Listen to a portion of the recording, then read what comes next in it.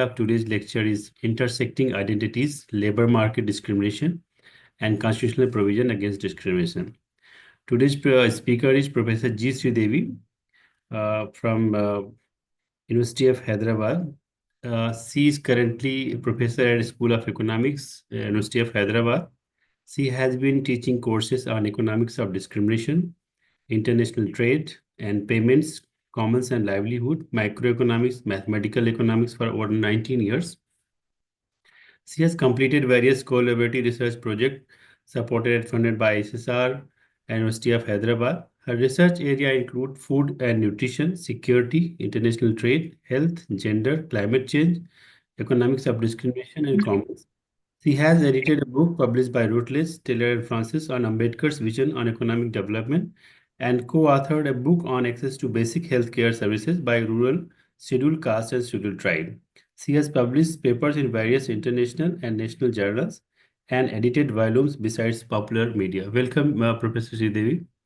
And over to you now. Around 40 minutes lecture and then some questions. Yeah, thank you for a very kind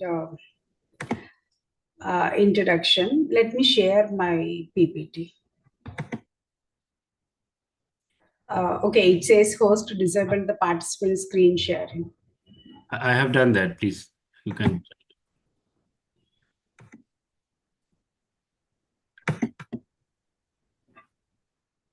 My screen is visible? Yes, yes. Okay. A very good evening to all. I thank giving me this opportunity to give my views as well as the present the few data points, what is exactly happening with reference to the labor market discrimination. I'll be focusing mostly on the available, taking into consideration the different available data sources on the occupational discrimination in the labor market, as well as the discrimination with reference to the wages, gender, as well as the caste. These are the two important pointers. And then, like, how the affirmative action or the reservation policy has helped to improve the economic well-being of the marginalized groups, and what is the role of the constitutional safeguards in reducing the discrimination. So when we what is the context basically, and what does the economics of discrimination says, or what is the labor market discrimination? We all know that inequalities exist between the different social groups, different gender, as well as the different ethnic groups also. But the labor market discrimination specifically talks about treating the two equals unequally. And the question is, why are we actually treating equally productive people unequally? It gets into the various aspects. Is it because of the prejudice, or is it because of the social norms, or is it because of the culture of the given society? So when these prejudice, again, they transform and they'll have an impact at the economic well-being of the different social groups as well as the different genders, or if I put it in a different way, different minority groups. So in that context, the discrimination, why actually discrimination takes place, and what is the role of the state in reducing the discrimination in the labor market is the important question. Coming from the economics background, we always look at any aspect with reference to the economics. So theoretically, we have various theories who will explain us why discrimination takes place in the labor market. Starting with the Gary Becker's taste for discrimination, where individuals play an important role because of the given norms or the prejudice or the non-pecuniary characters play an important role while giving an opportunity in terms of the employment or as well as in deciding the wages. We also have the collective models, statistical discrimination models, and the other models, which basically tells us that identity of a group, if they belong to a marginalized groups or the depressed groups, they are identified as a low productive group, or if they belong to female group, so it is always the average productivity of so and so groups is lower when we compare it with the others. So that is when the group characteristics play an important role while providing the opportunities in the labor market. But in the although I mean, when we look at the literature, are there any studies which have actually looked into the discrimination in the labor market? Yes, there were. Mainstream economics also gives us some kind of a literature, but they mainly focused on the wage gap in the market, considering that there is a difference in the productivity levels, hence there exists the wage gap. So the main aim of those literature basically talks about equal pay for the equal work, whereas Dr. Ambedkar emphasized on equal pay to equal work with the certain kind of the affirmative actions in the Indian context. So if you look at Ambedkar has emphasized on the minimum wages for the different working groups, as well as most importantly the maternity protection for women workers and equal wage for the equal work by the Ambedkar. So all these actually led to the constitutional safeguards in the form of equality before law. That means every individual with the equal productivity levels should be treated equally and given equal opportunity.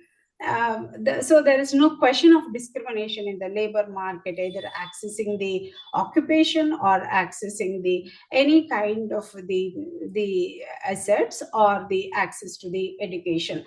So it emphasizes on the equal opportunity in matters of the public employment. That is where we talk in terms of the affirmative actions. Then, most importantly, in the Indian context, when we look at the labor market discrimination, it is a known fact that the social discrimination actually lead to the economic discrimination in the labor market. Then, how do you address the social discrimination? So, the social discrimination can be addressed by abolition of the untouchability. But at the end, we'll try to see how successful we are in actually reducing the discrimination in terms of the occupation, as well as in terms of the wage gap, as well as in terms of abolishing the untouchability.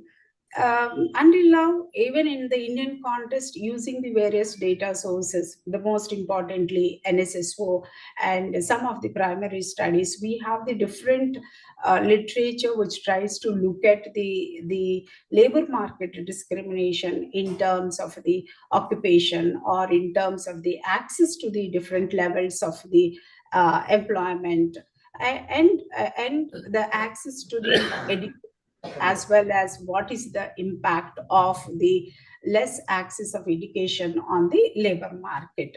So and we also have the literature which basically tries to focus on the why there exists the occupational discrimination in terms of the gender, because there are two different arguments in terms of the gender. One, high caste women refrain from work participation because of the status or the culture. Then we also have the other important reason is that because they have greater access to the assets like land or the housing or the income, most of the high income group or the high status females may not be entering into the labor market. That is one of the reasons why we also find there is a kind of the higher wage discrimination in the case of the southern states, because the supply of the female labors in the southern states basically is higher when we look at the northern state. That could be because of the differences in the culture, could be one of the reason. why the higher wage gap exists in the case of the southern states. So given that background, let me give you few numbers. I know all of us may not be very comfortable with the numbers, but we generally try to prove, being coming from the economics background, with the numbers. So it basically says that in terms of the social groups, what is the changing context of the employment levels by considering the various NSSO rounds. It's very clear that there is a positive impact. There is a increased participation of the marginalized groups in the employment market, in the labor market. So the numbers which basically shows here for the scheduled tribe, which is higher, that could be because in terms of the percentage of the population to the total population is lower, hence their numbers may be seen as very high. But interestingly, we also see that there is actually the decline in the labor force participation by the females from the various social groups, as well as in general also. Now, what is the impact of the reservation policy? Because when we talk about the reservation policy, there are two important questions arises basically. The one of the argument is that why should we have the reservation policy? Why can't we have the economic background as the criteria rather than the social background? And the other argument is that the reservation policy has also reduced the efficiency, is another argument against the reservations. But here, the most importantly, why affirmative action is required, or why reservations for the certain depressed classes is required, is essentially they were continuously facing more than 2000 years the social discrimination.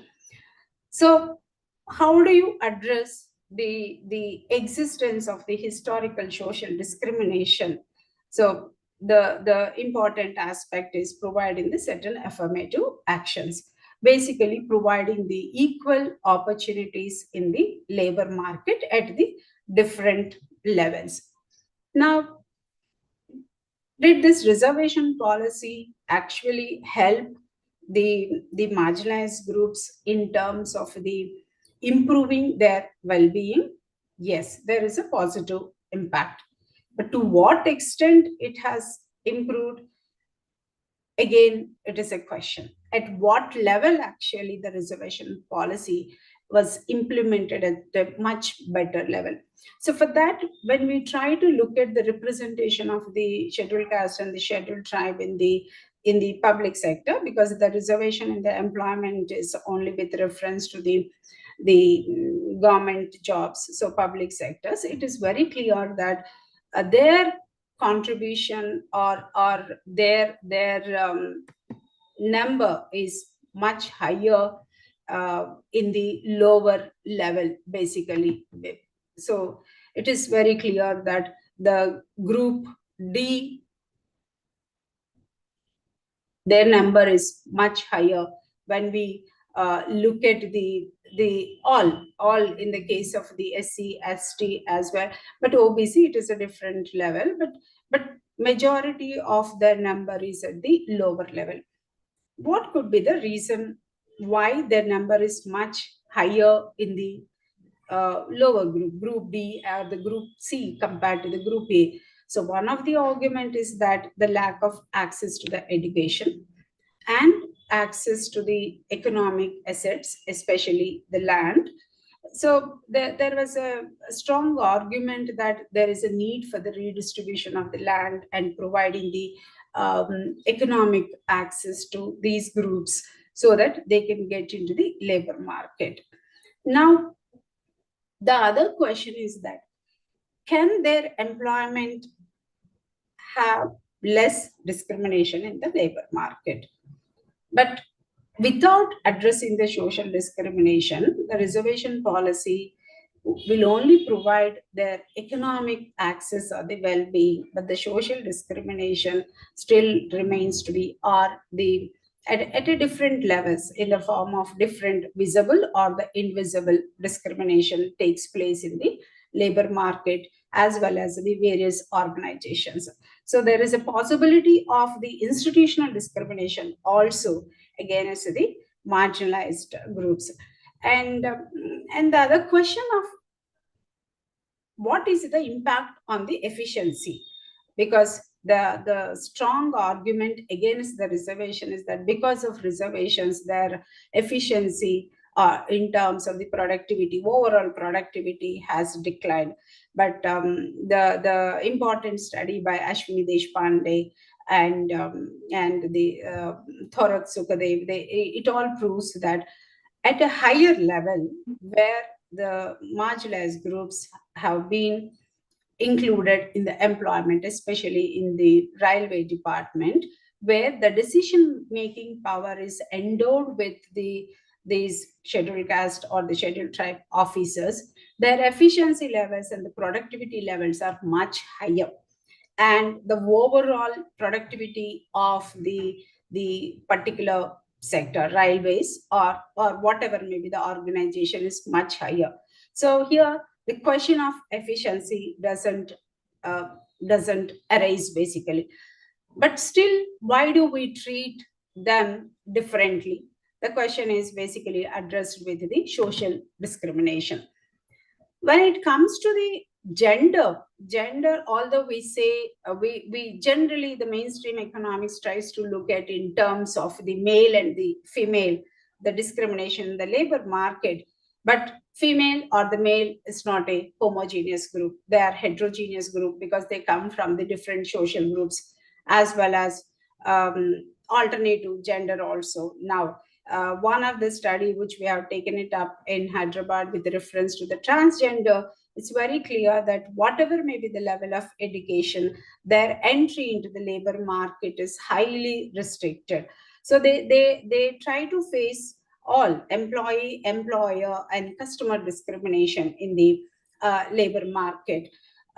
Then when we try to look at the female participation, because the numbers tells us that the female labor force participation is actually declining, but whereas the other side, the fertility rate of the females is actually declining.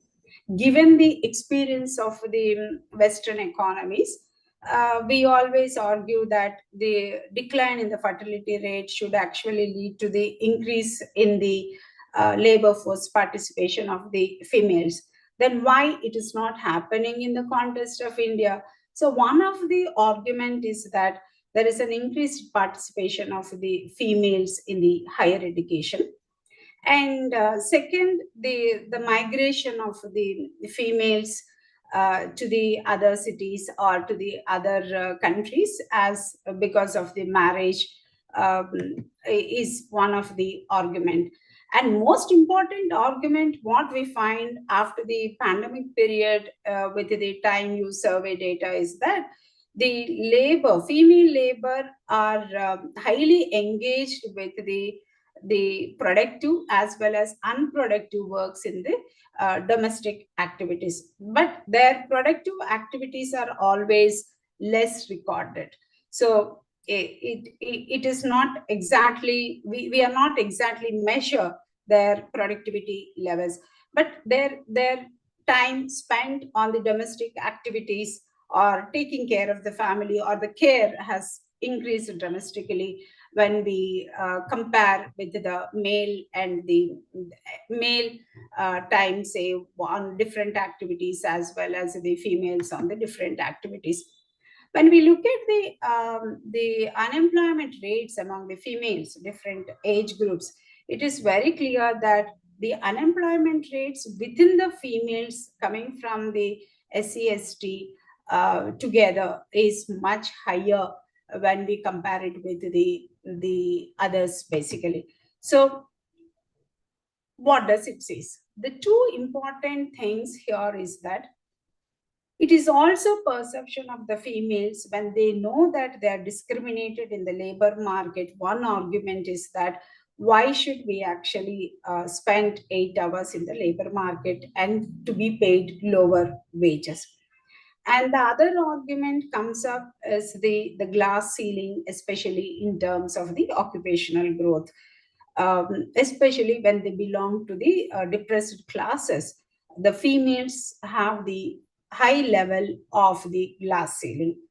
And the other majority of the females in the labor market faces that the feedback effects, which basically depending upon their prejudice or the individual taste and the preferences, or based upon the cultural norms also.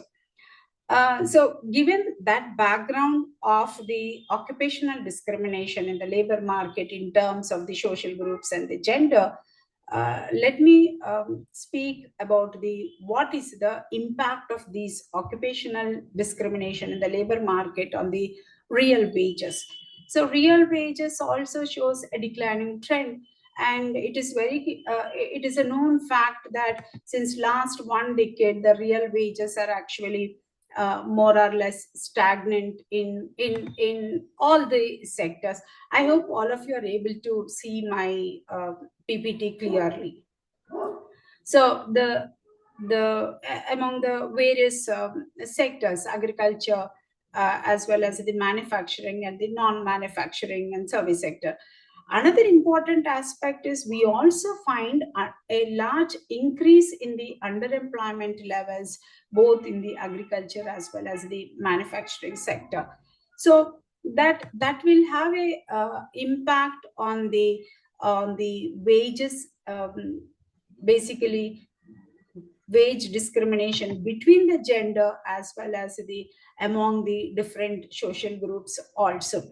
So with the level of the education increasing, interestingly we also find there is a higher level of the wage discrimination between the marginalized groups and the others also. So the ratios in this figure basically tells us that there exists the gender wage gap between the male and the female. And here it tells us that the SCs, when we look at the wage gap between the scheduled caste as well as the others, the if scheduled caste, if others are receiving 1.53 additionally, when we compare it with the wage what the females of the others are scheduled caste are actually receiving it. So the wage data also very clearly tells us that there exists the wage gap between the male and female in general, as well as there exists the higher wage gap between the various social groups belonging to the male and the female. Now, the question is, what is the overall impact of this labor market discrimination? Does it have any kind of impact on the well-being of the marginalized groups or well-being of the females? So for that we try to look at the various indicators, what we get it from the various reports of the NFHS 5. The most important striking character is that majority of the females suffer with the malnutrition as well as the anemia.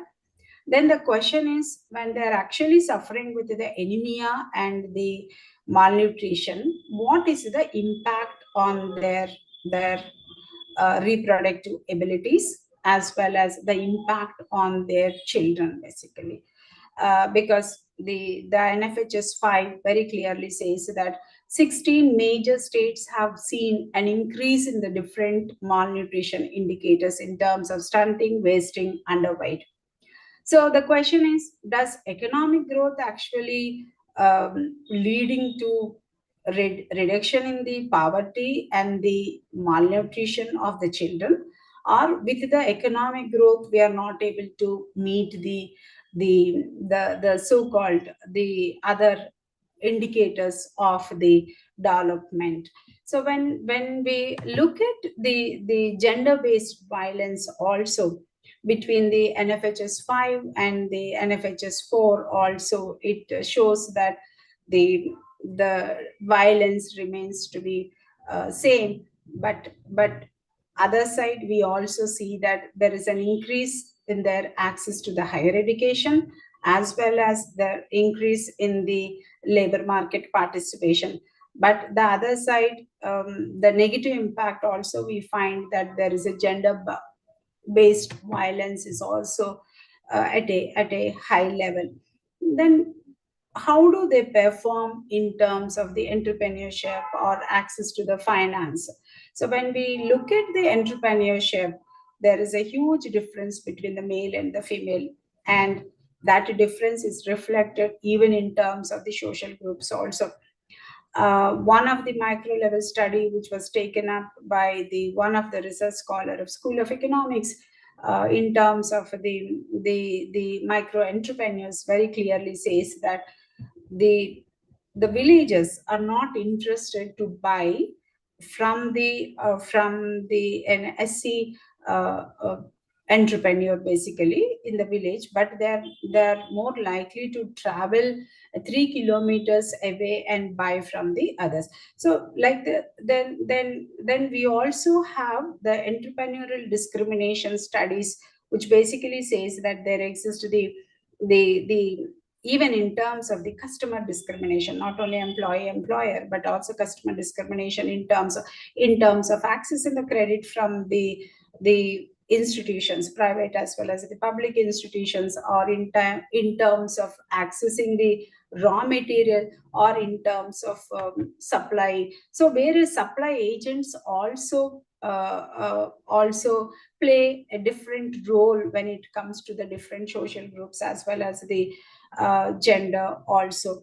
So then because the Ambedkar also says that the progress of the nation also depends upon the empowerment of the woman also. So when we try to look at the women empowerment in terms of the decision making at the household level, in terms of the financial asset distribution, or in terms of the a control on the allocation of the resources, still although in certain characteristics they are better performing, but when it comes to the financial assets distribution, even in terms of the food security also, we have seen at the micro level studies that the decision making lies still with the majority of the male members at the household level.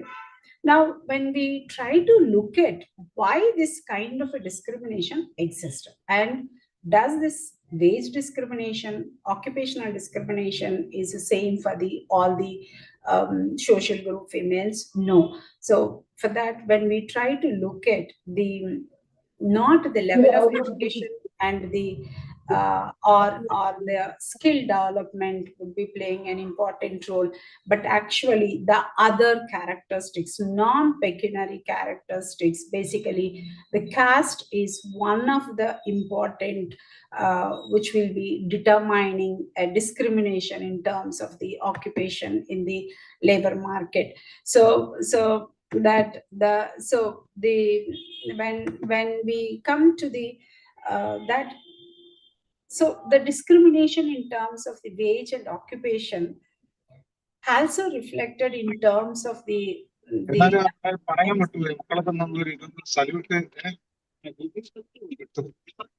number of crimes rising against the persons belonging to the scheduled caste. So the data very clearly shows that the number of crimes are actually increasing over the years.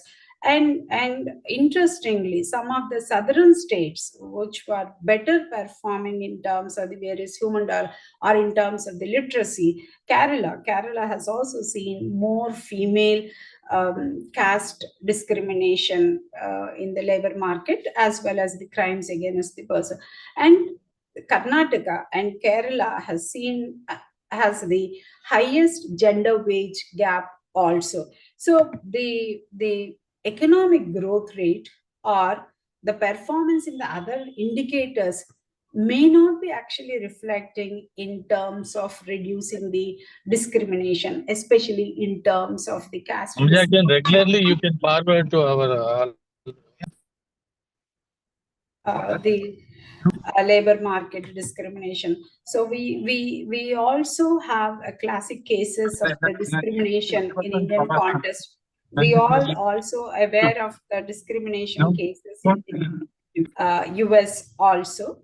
So the most importantly, what I try to conclude with all this information is that the large endowment differences observed in the case of social groups suggest that the pre-labor market discriminatory practices with respect to the accessing the education, health, and nutrition are more crucial in explaining the wage and occupational differences in the labor market rather than just talking about the labor market discrimination. So, in the discrimination component, what we are trying to see in the labor market is not the impact of today, but it is the historically which was carried in the form of the social discrimination has remained and transformed to the various markets. It could be labor, or it could be the commodity market, or even we interestingly we also did a study with reference to the international trade and what kind of discrimination takes place, and we found it that there exists the social discrimination, or the caste is plays an important role in terms of the exporting the commodities as well as the importing the raw material also. So various studies always mention that annihilation of the caste or removal of the untouchability is very, very important while talking about the reduction in the labor market discrimination. So without reducing the social discrimination, talking about the economic discrimination may not give us a better result. And talking about why we need the reservation policy is because there exists the social discrimination, and as a percentage of the as a percentage of the population with the total population, actually there is another argument now coming up that in terms of the population, marginalized groups SC/ST OBC are more than actually 60%. So the question is, who is actually having the reservation? Is it the marginalized groups are having the reservation, or is it the others? And there is also another argument, without the redistribution of the assets, can we actually talk about the level of the efficiency? Because the human capital endowments depends upon the access to the various resources. So without improving access to education, access to land, or even access to the certain common resources, can we actually talk about the performance is the question. So I stop here. Thank you. Thank you, ma'am, for a very comprehensive lecture, which has covered most of the important data also, showing how the dynamics of caste discrimination and also other form of discrimination takes place in the labor market. And also you talked about the constitutional provision and the affirmative action policy. Thank you, ma'am. And before we... Vinod garu, I'm Lakshmaya. Yes, please, sir. Come in. Sridev garu, thank you very much. I'm Mallepe Lakshmaya, Chairman, Center for Dalit Studies. I think it's a very interesting and very unique presentation. You did very well. It could be the more and more details and other also. We are also thinking to have a publish all the lectures. Please keep in your mind, send a text as early as possible. That's one request from our side. Sure. Anyway, I'm in Kerala. I'm on driving. That's why I cannot attend regularly. The internet going and coming. That is a problem. Anyway, thank you very much. You are in Hyderabad. Please come sometime our center. Sure, Please definitely. visit if you have a time. Then our Krishna is there in your university, is also vice chairperson of CDS. Yeah. Okay. Thank you, madam. Thank you very much. Thank you. Thank you so much. So, any questions? We will love to take that right now. Yeah, yeah. So you can unmute or also on your video if you want to ask question. Please come. Professor Sridevi tried to be as little use data as little as possible. So but those a lot of figures and graph. Yes. Yeah, please come in. Yeah, this is Arun Kote. Yes, Arunji. Yes, please. One, when we are talking about that economic discrimination and talking about the differences of wages among the genders and the people, without addressing the issue of migration, how we will go on to the final conclusion, because particular the scheduled caste, they are suffering discrimination on local level, and because of that they are migrating, and when they are going to the other any of the states, particular Punjab, Haryana, Himachal Pradesh, that the cultivating states, there they are facing another kind of discrimination, particular in term of wages. How we will address this particular, because among the scheduled castes, particular labor forces, they are suffering a major crisis of the migration, and within the migration they are suffering wage discrimination and other kind of atrocities. So I just need to know, just put a bit light on it, how to balance this both, and how to bring all together these two issues. Thank you. Yeah.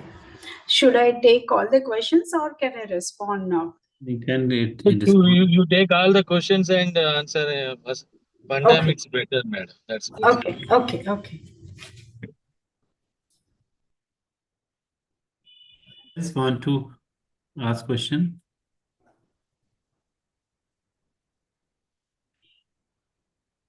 So meanwhile, others are framing the question. You can go ahead, ma'am, because yeah.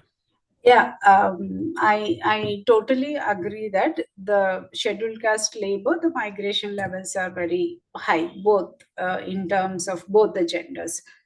But actually, when we look at the data, the migration of the male members is, even with the low wages, they wanted to migrate it. That is because to avoid the social discrimination. Because even now, the rural villages, the untouchability is practiced. That is what the Amit Thorat's work and the other studies which have taken place in the 21 districts of the different villages, 70% of the villages still practice the untouchability in different forms maybe. So basically the scheduled caste migrants are, for two reasons they'll be migrating. One, they do not have any asset holding there. If they have a land, at least they will be cultivating that. Since majority of them are the agriculture labor, they try to look for the alternative employment in the nearby cities or wherever it is. So the migration, when we look at the migration, can be because of the social factors. The migration can be lack of the employment opportunities in the given state. Like in Hyderabad now, we see that majority of the restaurants or in the malls, the females who are working at the lower levels are coming from the Chhattisgarh and the Jharkhand. The one of the important arguments what these entrepreneurs tries to tell us is that if we employ the local labor, they will not be working for the long number of hours. Wage rate is also very high for them, and they end up taking more leaves and all that. But those who are coming from the other states, they're given a certain level of the accommodation, whatever it may be. So hence they will only be going to their hometowns only once in a year or something like that. So here the two important things: they are available at a much lower wage compared to the locals, and second, their working hours, they're willing to work at the low wages at a higher number of the hours. So here it is because they do not have the opportunities. But when it comes to the scheduled caste labor, basically, one, the social discrimination. Second, they do not have the any economic assets in their native places. And third, it is also true that when we look at the intergeneration migration, it is also true that because of the providing the education their children, they'll be migrating. Like my grandfather migrated to a village to the nearby town Machilipatnam, just although they have a land, just because of his um, son's education, because there they have the degree college, so they just migrated there thinking that they'll have the better opportunities. And when you ask the question of the how do you take into consideration the wage gap, basically, so when we are saying that the wage gap between the social groups, we are taking the at a constant prices of the wage given in a particular sector, salaried group, or like we always think that there is no wage discrimination at the high level. Like the Ashwini Deshpande, Mahadeshwaran, as the Thorath study very clearly says that there exists the wage discrimination even in the public sectors as well as in the private sectors. The level of the wage discrimination at higher level is very high in the case of the private sectors.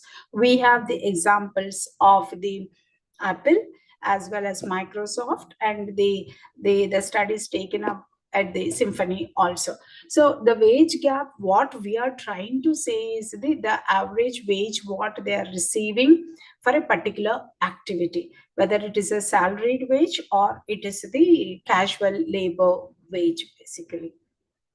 I hope I have addressed your question.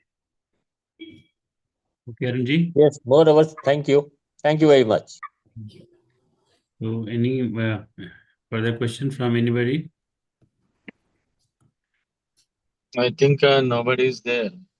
The people are there, but questions I'm waiting. No. People are there, but questions. Okay.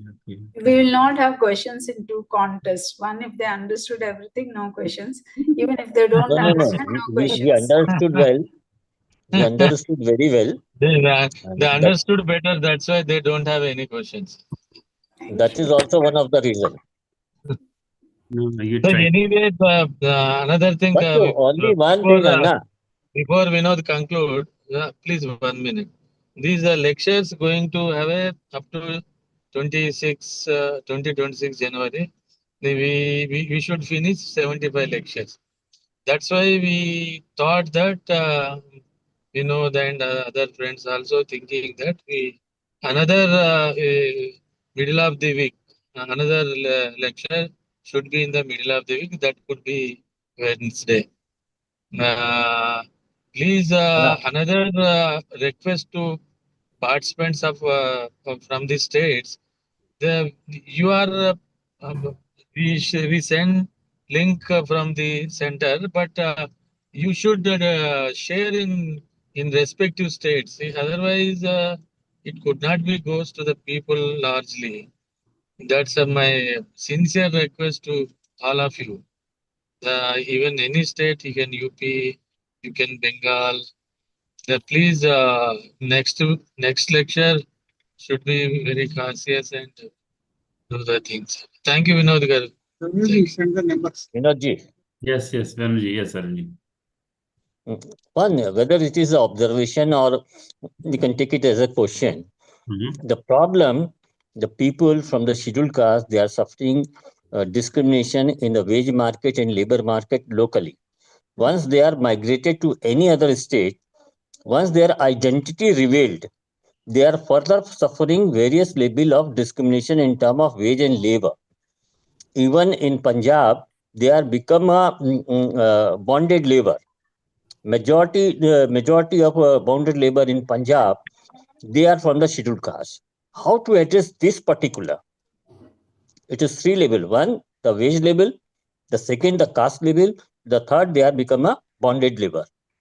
So we need to put light on it. May not be this time, but needed to bring this issue any other occasion. Thank you.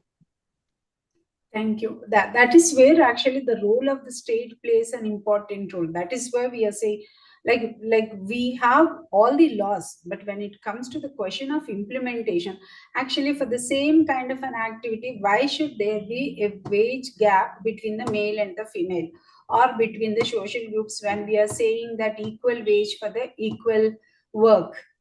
The question is here the implementation, basically. So now most of the states are actually trying to work on the wage rates, fixing up the wage rates for the casual labor. So the fixation goes on, get into the various methodologies using what is the minimum basket required for the food consumption, education, as well as the for the housing and all that. But those numbers are seen on the paper, but when it comes to the implementation, that doesn't take place, basically. So that is where the role of the affirmative action implementation comes in action. Yes. And also to address the migration, there should be some programs where the migrants are taking place in the rural areas where they are migrating. Unless you provide employment to the place where they are living, it's difficult to control the volume of migration. So providing employment opportunities in the villages is the most important. We see the caste discrimination component even in terms of the public distribution, fair price shop accessing. When we calculate using the various NSS4 rounds or micro level studies, the exclusion errors are high for the scheduled caste and the scheduled tribe households when we compare it to the others. Whereas the inclusion errors are much higher for the upper caste as well as the middle caste groups, basically.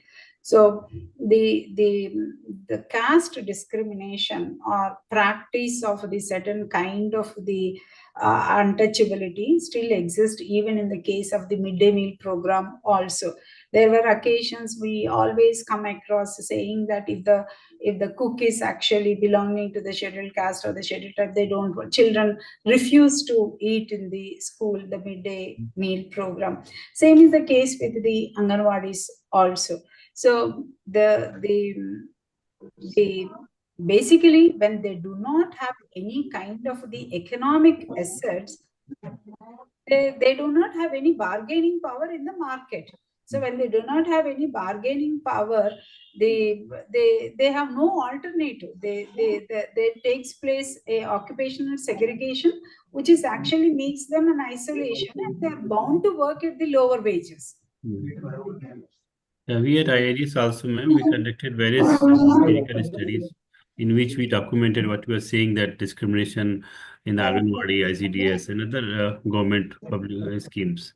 So that's how, yeah. Anybody? Sridev garu, in your study, any particular findings in Kerala state? Now I am in Kerala. I'm visiting the Dalit bastis and Dalit villages. Okay. So much discrimination, so much backwardness is there. In your study, in particular about Kerala state? Actually, one of my student, Dr. Anju Susan Thomas, has worked on the nutrition security of the scheduled tribe households in Kerala, Wayanad districts and the Trivandrum. And another student has worked on the agriculture labor wage gap. Because that boy coming from a communist background, initially he refused to accept that there is a wage gap between the social groups. Basically, he said no, there is no wage gap, and Kerala doesn't practice any kind of the caste discrimination. But interestingly, when he did the field work for the paddy workers, he found out that there exists the wage gap between the gender as well as the 70.1% of the wage gap between the scheduled caste labor and the others in the paddy fields, basically. Similarly, the malnutrition levels are also very high with the scheduled tribe. And we also have recorded the the hunger deaths of the scheduled tribes in the case of the Kerala, basically. One very small question. Yeah. That ILO has recommended minimum basic income, universal minimum basic income to every family. Arun. My question is not over. Oh, you carry on. Sridhar garu, then if there are any studies, even infrastructure also is not there. I went to 2-3 villages. Main village, they have a best roads. Enter into Dalit Basti, there is no road, there is no repair, nothing is about.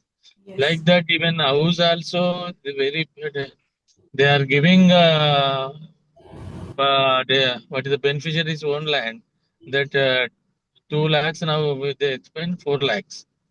Their house extent of house is okay, square feet, but so many people, they are not mobilizing additional money. They are going to loan. And now we interviewed 2-3 people. They got 2 lakhs, then they went to other 2 lakhs for loan. I think it's a very not only this thing, even education level also. So many villages, they don't have any graduates. 5 people, 2 people, 3 people graduates in Kerala.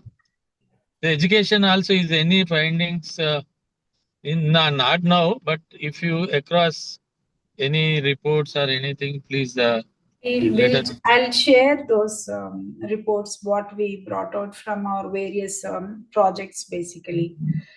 Because we have a study with reference to Kerala, as well as a part of one of our project on the climate change, food and nutrition security. I'll share that. That very clearly says although we always assume that Kerala being one of the best states in terms of the human development indicators, but their performance at micro level is not so great with reference to the different social groups and all that.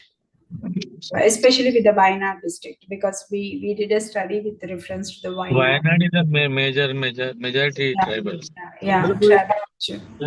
If you have any chance to take a study in Kerala, you should focus on these sub-plan allocations, economic development disparities, the government budget. Is it any possible in future?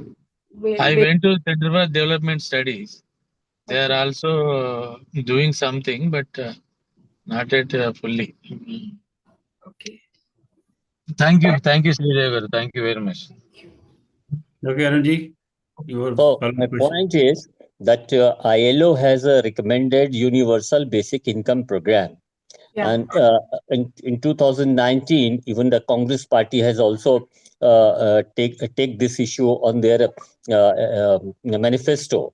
Unfortunately, this is not being discussed. Whether where you are talking about that, though the Dalits or the scheduled castes do not have any assets.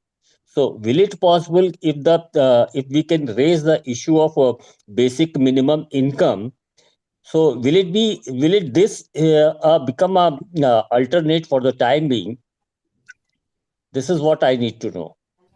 Because basic income, if the fixed basic income will provide, like in under the social security movement, we raise that universal basic income, and so if the basic minimum income will be ensured, then even the scheduled caste people have an option, even the power of to decide whether they will go or not. So I need your observation on it. Thank you. As you said, the basic minimum income, like when we measure actually poverty also in terms of $2 is what per day, the minimum requirement based upon the inflation. We see that although the official numbers say that there is a less number of the income poverty, that's a different question. I don't get into the government numbers, but actually when we calculate by considering the NSSY data by various other studies also, it is very clear that the income poverty, although it is declining, the food poverty in the Indian context has been increasing over the years. here the question is the minimum required income should be provided to all the households. But how do you provide? If we look at the NGNREJ program, it is the studies have proven that there is a decline in the level of the poverty, because even in 80s, because of the Green Revolution, Andhra Pradesh and some of the states, the UP and Punjab, they all have seen a reduction in the level of the poverty. Similarly, we see that because of the public distribution system in Andhra Pradesh, actually, the rural poverty is much lower when we compare it to the urban poverty. So the question is here, they are considering the 2 rupees kg rice or free rice, what they are supplying as a base for the food basket. But that may not be sufficient, right? So the minimum income required is also varies from the state to state. So the base income, because the prices are also different in the different markets also. When the majority of some of them, especially Ashok Gulati and others, when they were arguing for the cash transfers rather than the commodity transfers through the public distribution system, we were actually opposing it, because there is a continuous increase of the prices of the food grains. Even the minimum quality of the rice now, if you want it, we have to spend 25 rupees or the 20 rupees in the market. But whereas through the fair price shops, it is supplied at the 2 rupees kg, or it is 2 rupees. And some states even now, under the poorest of the poor cards, actually they are given the free supply. So at least they are assured of the certain amount of the required carbohydrates, if not protein and the fat. But when we have the cash transfers, actually, the first question is who controls the cash? It is transferred to the bank. Say, for example, 500 or 600 per month is given, and the family requires the 30 kgs of the rice. So are they able to get all the 500 to spend it to buy the rice from the open market, or is there any deviations? Because when the women of the household do not have the control on the financial resources, it can go to the other activities also. So always it is the kind transfers have given a better result when compared to the cash transfers. That is what the studies by the John Rees as well as the Swaminathan Foundation have proven that always it is the commodity transfers or the kind transfers paid a better result compared to the cash. Of course, there are different arguments, but when it comes to the minimum income are we able to provide? How do you provide that minimum income? Is it possible through the social security measures? Always. Because how long anybody can depend upon the state also. So it is essential to create an economic activity or earning capacity to the household, basically. That happens through the access to the education as well as the access creating the certain assets. Especially, we always argue that there is a need for the redistribution of the land even now to the marginalized groups, basically. Although when Telangana was formed, actually, the first chief minister said that the females of the scheduled caste household who do not have the land will be given 2 acres of the land. Of course, it is true that some of the families have received it. So when we visited them in Nalgonda and other districts as a part of the study, it was very clear that it made an impact on the household level income, basically, in the sense they started sending their children to the schools, basically. So that actually gives the long run returns. So instead of just creating one time income support, rather than we always prefer that certain asset creation should be given to these households. There is a lot of debate on the minimum income, actually, and now most of the economists also argue that there should be a minimum income requirement rather than looking at the poverty reduction of the different state support programs, basically? No, basically, why I'm raising before this issue before you, because when Arvind Subramaniam was the chief economic advisor of the this BJP government on first term, he basically came out with a very good paper, and he recommended and he basically placed a pilot project also. And similarly, in Madhya Pradesh, one organization, probably it is a Samarthan, they also experimented this particular minimum basic income plan, and how that impacted their life, and what kind of changes came on their life. They came out with the results. So that the government principally, as a chief economic advisor of the 2014 BJP government, he already came out with a pilot project, and there are studies available. So I think so, whether this land distribution and many more things, which is the control over the natural resources, is a long term struggle. But this particular we may achieve if we will go for the certain level of movement. Thank you. Yeah. Definitely, that universal basic income may be one of the alternate.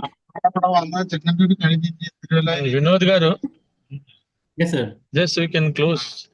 Yes, time is up now. So thank you. Thank you for accepting our invitation and sharing. Thank you, and thank you all the participants. See you on next lecture. Tridevara, once again, thanks, Amma. Thank you very much. And thank you. Okay. Very much. Thank you all. Thank you very much. I don't know.